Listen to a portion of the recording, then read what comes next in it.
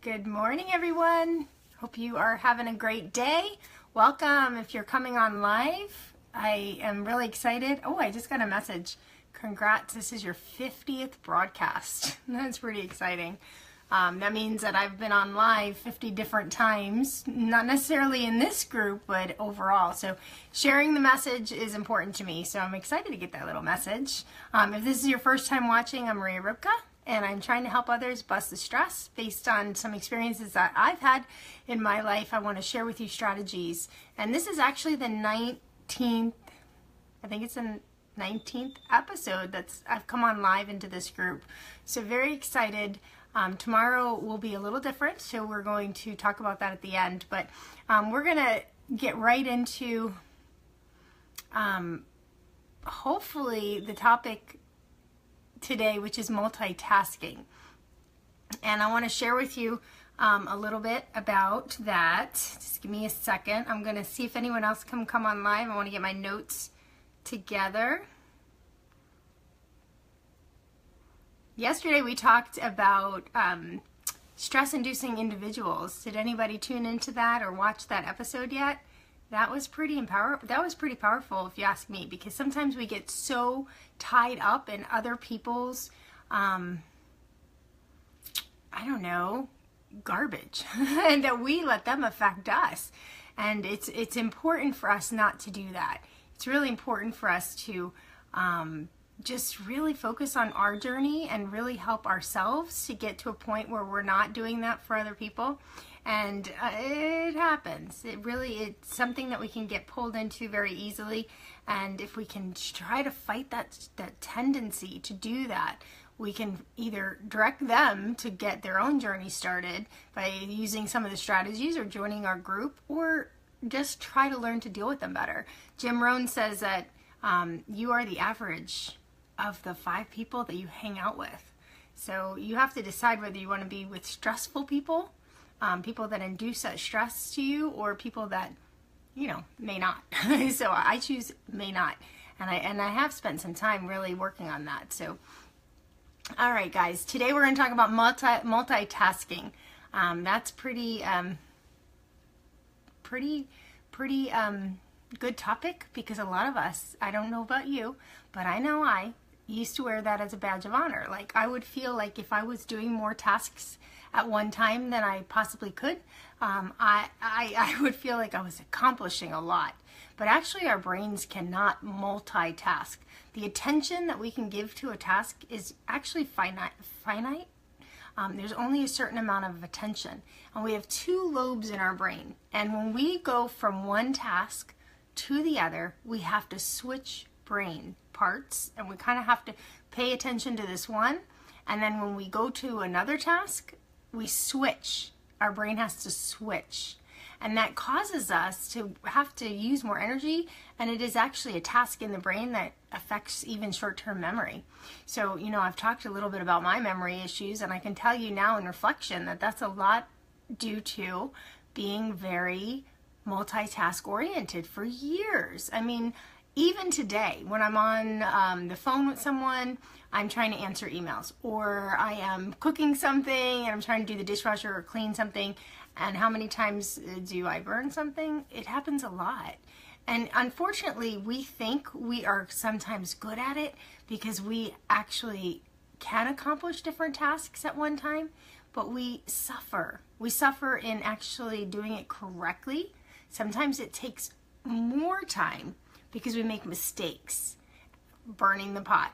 Or when I'm trying to write a chapter to the book, but yet I have my text notifications open on my phone, and I'm trying to go back and forth from writing a chapter to answering the text, I go back and I actually notice that there are a lot more mistakes that I probably wouldn't have done if I was focused on one thing at a time.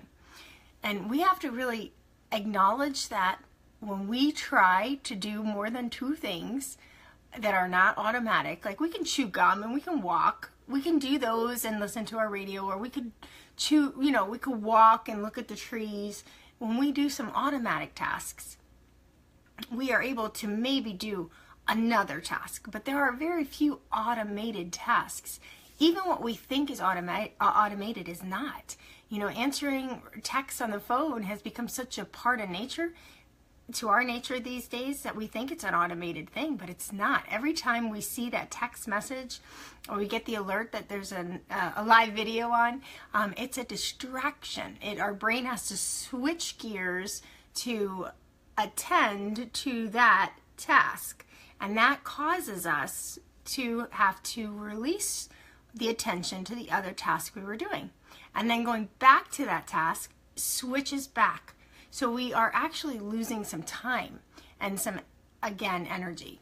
And there was a university study done of students walking on campus they were talking on their phones and walking. So there's those two tasks. Now they can walk and listen on their phone and have a conversation, because walking is an automated task.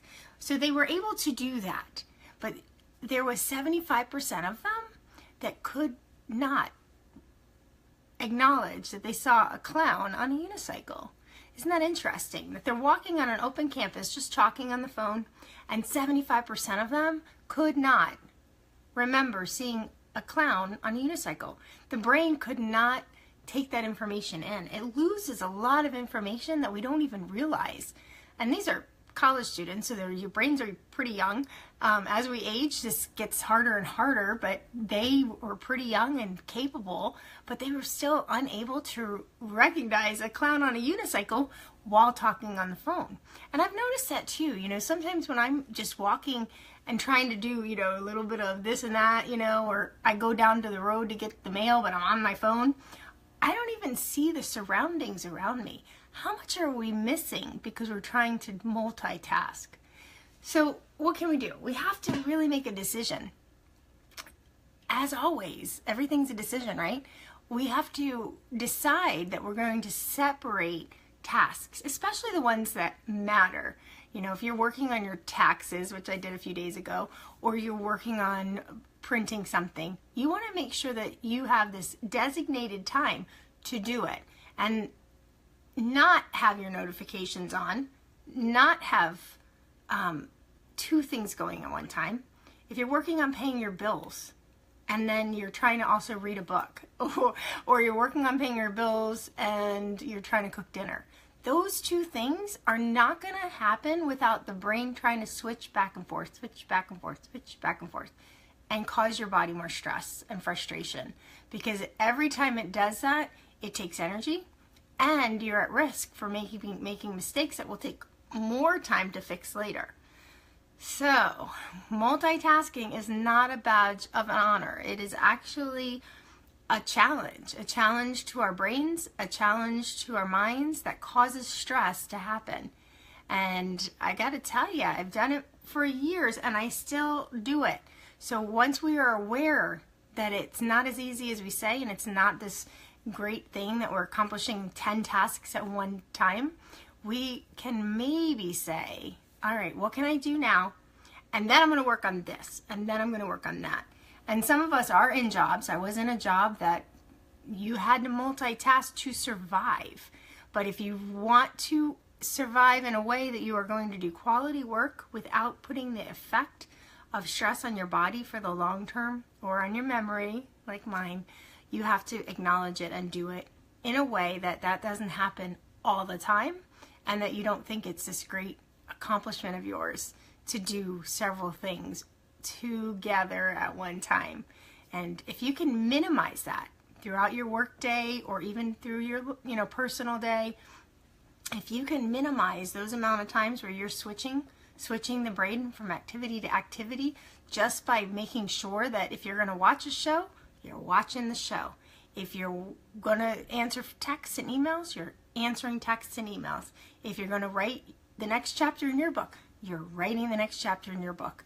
Whatever task you're on, if you can focus on those tasks one by one by one by one, you'll minimize that stress effect, and you'll minimize the energy it takes your brain to switch from side to side and from the lobe activity to activity.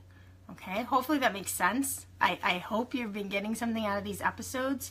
Remember, this is our last true live lesson.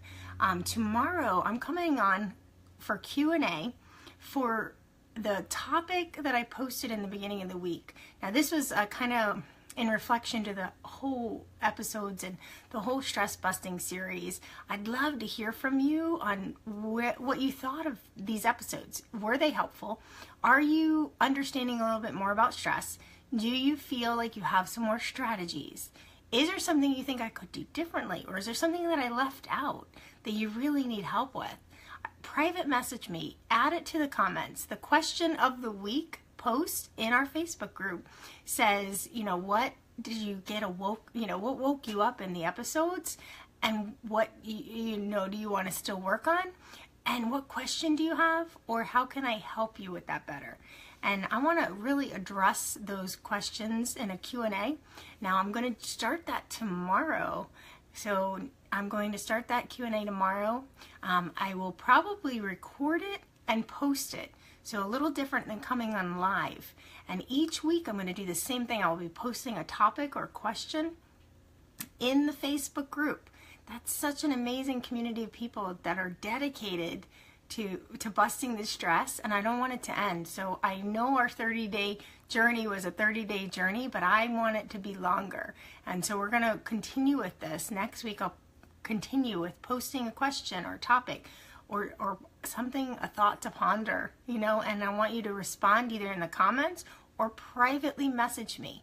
And then I will respond. I will try to help on Friday with recording some answers and some thoughts that I have on your comments and questions. And I hope that's useful for you as we continue on this journey together, because I know I've grown in so many ways that I want to help you continue to grow as well.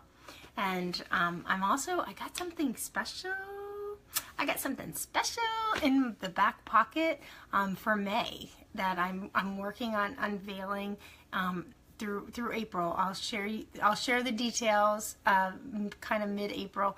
I'm really excited about that. That will help us really take this to the next level. So it kind of gives you like this whole rest of March and April to get caught up on episodes and to really put in place some strategies. And then May 1st, that's my target date, I'm going to announce the start of something really special. So, all right, guys, hope you guys have a great day.